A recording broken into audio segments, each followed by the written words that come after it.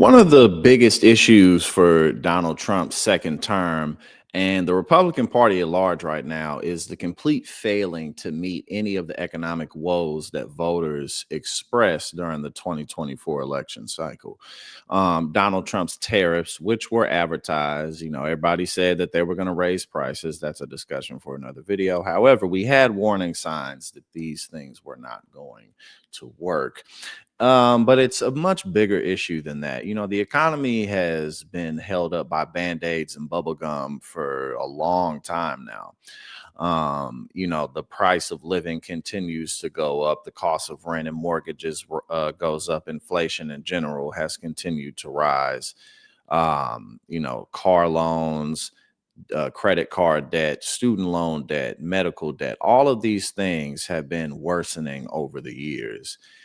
And the Democrats have not delivered on these issues either, which is why we're in the situation that we're in now, to where Republicans can continue to come back in office despite their consistently anti-working class policy. So first, we're going to start off by looking at some of the layoffs across the country, and then we're going to look at price hikes, as well as how many Black women are being impacted by this, which is almost 1 million. So here we go. We're just going to go straight into some of these numbers right here. So we got Verizon. We'll start with Verizon, and that's they're laying off.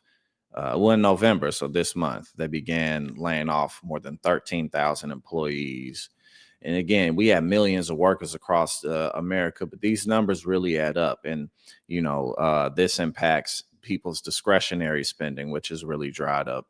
Cars are being repoed like crazy across the country. So that, again, that impacts people's discretionary spending to go out and have a good time with their family, go to restaurants, go buy presents. This upcoming holiday season, people are going to go to the credit cards again, like we have been, but that's going to drive up debt even more. So with Verizon, we got 13,000 employees. General Motors, they're moving to lay off 1,700 workers in manufacturing sites in Michigan and Ohio. Paramount, which recently completed its $8 billion merger, they're laying off 2,000 employees, and they've already gotten 1,000 out. Amazon, and they recently announced that they're looking to get hundreds of thousands of people out from AI. But just this right here, last month, they mentioned that they're going to cut 14,000 corporate jobs.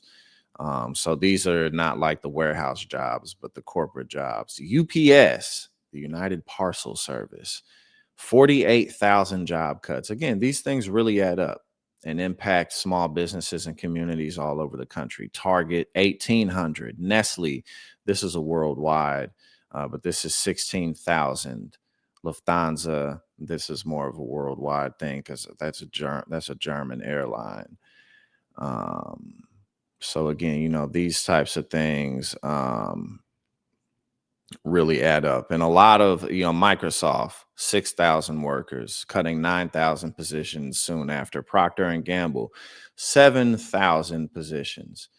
So, these really add up over the months as they continue to come in. Here we got, this is just about Chipotle, but this is an example of discretionary spending. People start to go more to Dollar General, buy things like hamburger helper, ramen, stuff like that. Those sales start to go up in times like this. This is from, the tariffs right here. $12 burrito out of reach.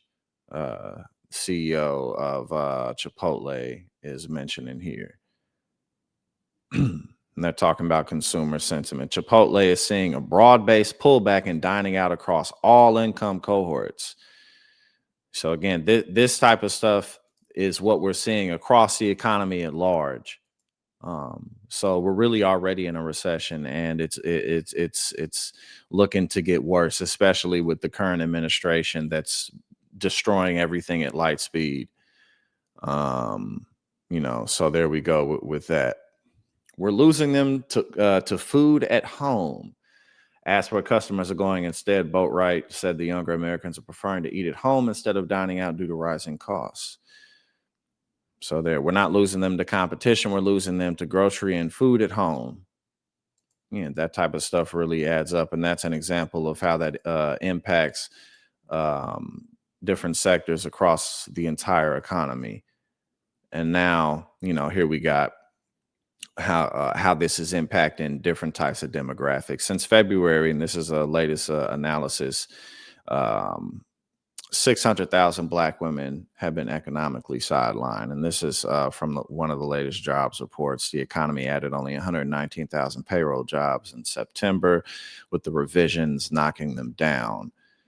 Since February, Black women have lost 297,000 jobs. Another 223,000 remain unemployed, and 75,000 have been pushed out of the labor force entirely. So estimate that these forced exits alone are draining an estimated $9.2 billion from the U.S. GDP. And think about how this impacts people's daily spending on everything.